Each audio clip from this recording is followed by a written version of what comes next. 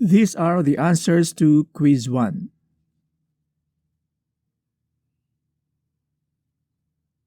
So this is the domain of this rational function. So what we do is we pay attention to the denominator, okay? And so the domain of this function is the set of real numbers except 1, okay? So this one is the answer for this problem. Let f of x be equal to 3 times x and g of x is equal to negative 3. This is the value of g star f of 3.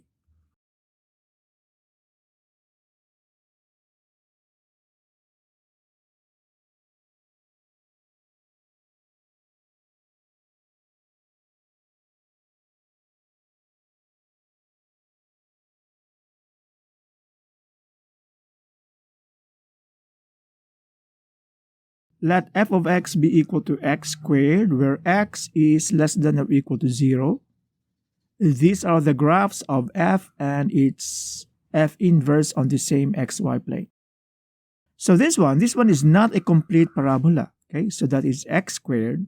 Y is equal to x squared when x is less than or equal to 0. So this means this graph is right away wrong. Okay, so the graph can be any of the 3 remaining graphs. Okay, now what is the relationship between the graph of a function and its inverse on the same xy plane? So we already know that the graph of f of x is equal to x squared, where x is less than or equal to 0. Okay, it's something like this. It's one branch of your parabola, okay, where x is less than or equal to 0. So what you do to obtain the graph of your inverse function on the same xy plane, what you do is you draw this imaginary line. This is the line y is equal to x, and then you will fold the plane along this line. And the image of this graph across the line y is equal to x is going to be the graph of f inverse.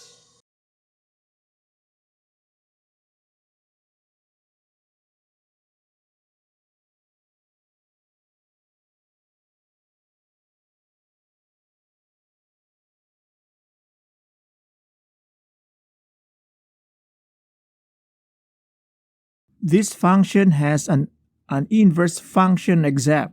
So a function must be one-to-one. It must be a one-to-one function so that it can have an inverse function. So which of this function is not a one-to-one function? So obviously it's this.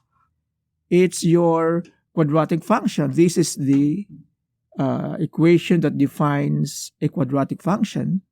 And you know how the graph of y is equal to 1 minus x squared ought to look like. So it is a parabola that opens downward. Okay? And so, using your horizontal line test, this is not a one-to-one function, and therefore this function does not have an inverse function. So our answer here is this one.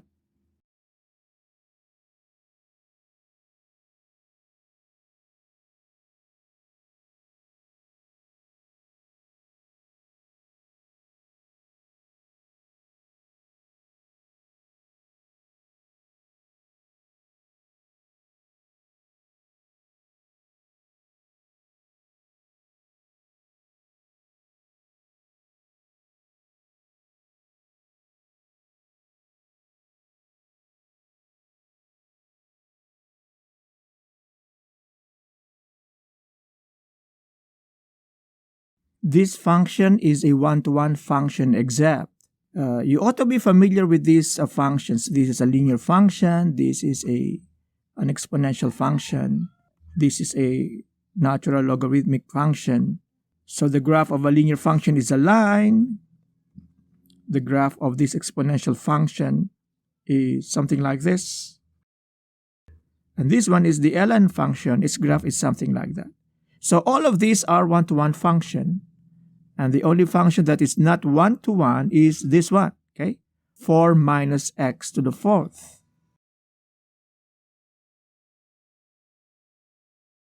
Okay, so let us sketch the graphs of these functions on the same xy plane. So you ought to be familiar with the graphs of these functions right away. So this one is 1 plus square root of x, or y is equal to 1 plus square root of x. So it's square root of x plus 1. Okay, so you will start from 1. This is the graph of y is equal to y is equal to 0 is the horizontal axis. The next function is a linear function. Its slope is negative 2, so it is sloping downwards. And then the last graph is y is equal to x squared minus 1, where x is less than 0. Okay? So it's going to be like this.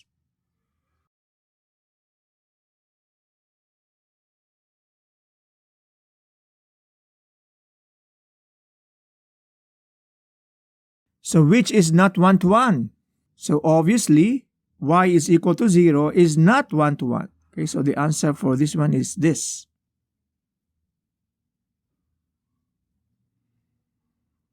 So f of x is equal to 3 times x, g of x is equal to negative 3. What is the value of this one?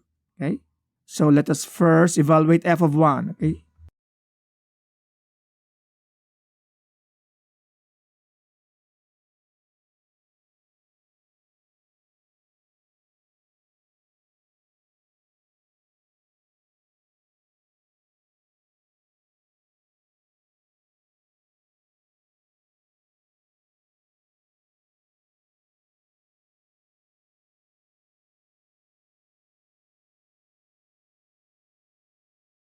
this is the sketch of the graph of this piecewise function.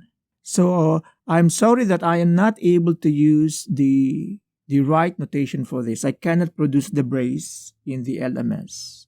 But this one says f of x is equal to x minus 1 when x is greater than 2. And this one is x is equal to 0 when x is less than or equal to negative 2. So we will divide our domain into two subintervals. X is greater than 2, x is less than or equal to 2. Okay, so let us do elimination. Let us eliminate the choices here which are sure to be wrong. Okay, so this is sure to be wrong. This is also sure to be wrong. And why so? It's because of your vertical line test. So you have horizontal line test and you have the vertical line test. Okay, so you apply the vertical line test to check out if the graph is a graph of a function or not. So if the vertical line will intersect the graph in more than one point, the graph is not the graph of a function. This part is the right graph. That is the right graph when x is less than or equal to 2. It says here f of x is equal to 0 when x is less than or equal to 2. So this part of the graph is correct. Oh, by the way, this is not. We already removed this. So our choices can be this one or this one. Now, so we will pay attention only to this one. When x is greater than 2, it is equal to x minus 1. So x minus 1, the line y is equal to x minus 1, is a linear function. So its graph is a line. When x is close to 2, okay, when it is so close to 2, the value of your function is 1. Okay, so it's 1. So this one is wrong right away because here, when x is close to 2, the value of your y is negative 1. It should be 1. So this one is the correct choice.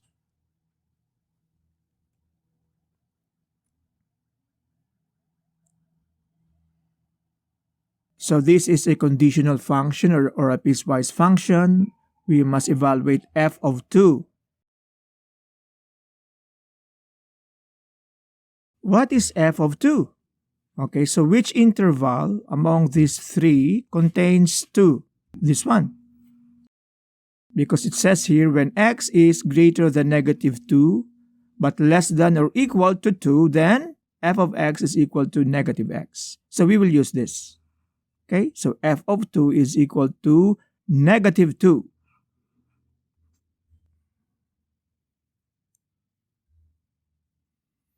So let f be a function in the set of real numbers. This is true about the graph of this function where a is not equal to 0 and the rest of the coefficients can be any real number. And so my purpose for writing this is to make sure that this is a degree 5 polynomial function. Okay, so that's the purpose of that.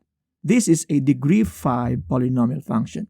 Okay, so which of these is true? When x is equal to 0, the value of your function is negative 1, which is true. Okay, so f of 0, all these terms become 0, and then minus 1, that's negative 1. Now, since this is a degree 5 function, a polynomial function, then this is also true. It has at most 5 x-intercepts. Now, since this is again a degree 5 function, this is also true. It has at most 4 turning points. So this is the correct answer for this part. All choices in this list are correct. Let f be a function in the set of real numbers defined by this, okay, where a is less than 0. So a is negative. So we know now that this is a cubic function. And what do we know about the graphs of cubic functions? Well, since it is cubic, the degree of your polynomial function is odd. You know that the tails of the graphs of your function point to opposite directions. So right away, these two graphs cannot be the graph of your function. So what happens? What happens when x takes on negative values? When x takes on negative values, x cubed is negative. And then when we multiply it to a, which is also negative, the product is positive. So it's the leading term which is going to be the dominant term in this function. It will dictate the direction of the graph. And so when x takes on negative values, the leading term a times x cubed is going to be positive. So this means the graph points upward. So our answer for this part is the first graph, okay? It is the first graph. It's letter A.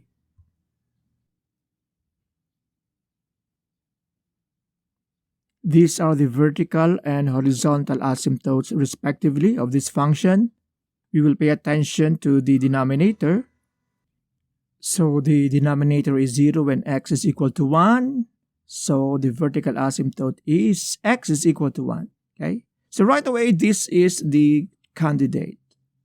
Okay, but who knows? Maybe this is not the horizontal asymptote. So how do we get the horizontal asymptote? Okay, so we pay attention to the degrees of your numerator and denominator. They are equal. And so we will pay attention only to the coefficient of the leading term in the numerator divided by the coefficient of the leading term in the denominator. And so the horizontal asymptote is the line y is equal to 4 over 1 or the line y is equal to 4. So these are the zeros of this function. So to obtain the zeros, all you have to do is to look for when x is to look for the values of x when the denominator is equal to 0. Okay, so when is this true?